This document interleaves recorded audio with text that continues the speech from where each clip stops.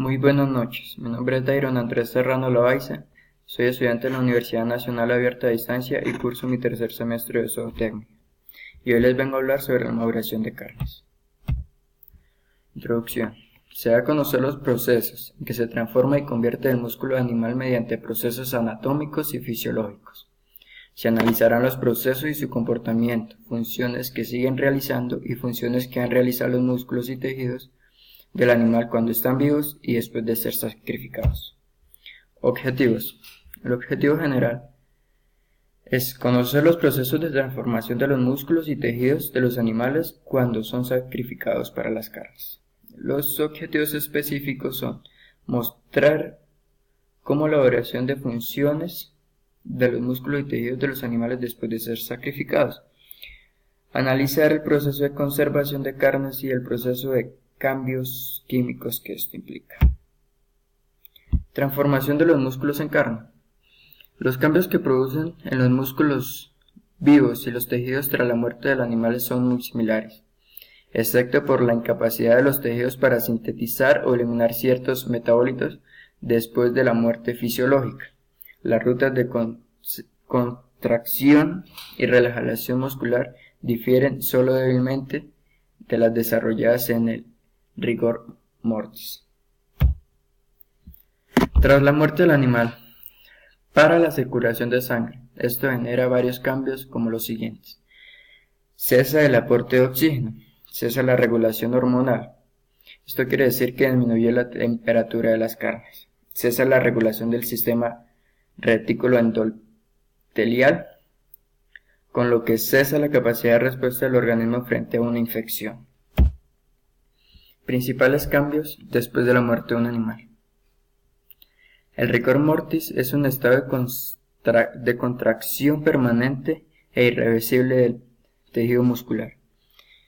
Se establecen las uniones actinas, misión a nivel miofibrilla. Para la contracción muscular es necesaria una disminución de los niveles de ATP y un aumento de los niveles de calcio. Estas dos condiciones se producen cuando se instala el rigor mortis. El calor dependerá de la mioglobina. A su vez, la cantidad de mioglobina dependerá de la mayor o menor actividad de las proteasas. Lo más importante en la maduración es la relación pH y temperatura de las carnes. Según el tiempo que tarde en disminuir el pH tendremos carne normal, carne PSE, carne DFD. Las carnes normales. Es importante que los niveles de glucógeno en los músculos de las carnes sean los más altos posible para que pueda generar la máxima cantidad de ácido láctico en las carnes. Un descenso gradual de pH a un valor de 5,7 en unas 8 horas o hasta un valor final de 5,3 a 5,7, el músculo tendrá un color, textura y apariencia normal. Carnes PSE. Al producirse una baja brusca del pH con valores de 5,4 y 5,6, después del sacrificio las carnes alcanzan bajos pH. Cuando la temperatura es todavía alta, esto produce la desnaturalización de las proteínas, siendo estas incapaces de retener agua. El agua contenida antes. Las proteínas miofibrillas salen al espacio intercelular. Las causas de las carnes PSE son: estrés agudo. Existe una marcada diferencia entre tipo de estrés al que se somete el animal para una carne PSE y una carne DFD, ya que el estrés que produce la carne PSE es un estrés agudo en un lapso muy corto antes del sacrificio. Mala selección genética. Muchas veces se tiende a cometer el error de seleccionar un animal genéticamente solo por su cantidad de músculo, viendo esto en función económica. Sin embargo, se pasa por alto que las selecciones comerciales que existen llevaron también a hacer una selección del gen alotano, que es el receptor de la rianodía, causante de síndrome de estrés porcino. Carnes DFD. Son carnes oscuras, secas y firmes, debido a una disminución del líquido intersticial. Son carnes en las que no se ha producido una baja de pH anormalmente altos. Están entre 6,4 a 6,8. Las causas de las carnes DFD son: transporte inadecuado del animal. Cuando las condiciones de hacinamiento son excesivas y durante el movimiento del vehículo puede haber isotones y condiciones de estrés. Ayuno extensivo. La restricción prolongada al acceso de comida conlleva situaciones de estrés en el animal, así como también una baja en niveles de glucosa presente en los músculos. Breve reposo antes del morte. Luego del transporte de los animales al matadero, estos deben de contar con un tiempo de reposo adecuado para el ganado bovino suele ser entre 6 horas, en las cuales el animal debe tener acceso a comida y agua que haga bajar sus condiciones de estrés y brinde una fuente segura de energía. Proceso de maduración de carnes. Se le denomina el proceso de reposo en la que se somete a la carne para añejamiento progresivo en ambientes de temperatura y humedad controlados durante un periodo prolongado de tiempo. Estos procesos ocurren en 3 fases. Fase 1. Pre-rigor. Comprende el tiempo desde el sacrificio del animal hasta más o menos 12 horas después, cuando las proteínas de los músculos no han dividido y su digestión es bastante fácil.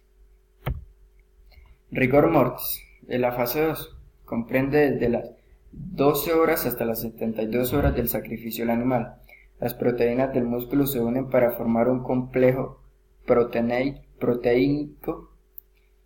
Se produce el ácido láctico y el músculo se vuelve duro. Es menos digerible que el de la primera fase. Y la fase 3 es post-rigor o maduración. Comprende desde las 72 horas en adelante después del sacrificio. Mientras más tiempo de maduración tenga la carne, mayor será el grado de blandura, nutrición y digestibilidad. También se recomienda no dejar pasar los 30 días. Transformación del músculo en carne. Las miofibrillas son responsables del aspecto extraídos o bandeados de los músculos esqueléticos. Depende de ella el proceso bioquímico después de la muerte del animal. La miofibrilla está constituida por bandas claras y bandas oscuras situadas a intervalos en un extremo a otro de la miofibrilla. Las bandas claras se denominan I, de filamentos delgados, y bandas oscuras denominan A, constituidas por filamentos gruesos. La línea oscura se llama línea Z. Desección de banda. La banda H, zona clara en el centro de la banda. El sarcómero o unidad estructural del músculo es el segmento entre las dos líneas. Bueno, ya he terminado todo el cuerpo del trabajo y vamos a las conclusiones. La conclusión más importante para mí después de realizar este trabajo fue: para lograr que los músculos se conviertan en carne, se trata de un proceso.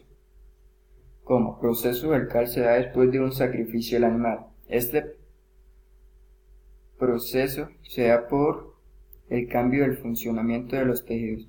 Para lograr una carne de calidad para el consumo se debe tener en cuenta ciertos pasos. Cada uno de ellos tiene un proceso que consta de un grado de pH, una temperatura y un tiempo. La justificación. Se realizó y se analizó una investigación sobre los cambios que tienen los músculos y tejidos para convertirse en carne. Se vieron los procesos y los cambios que tienen los músculos para convertirse en carne apta para el consumo humano. Son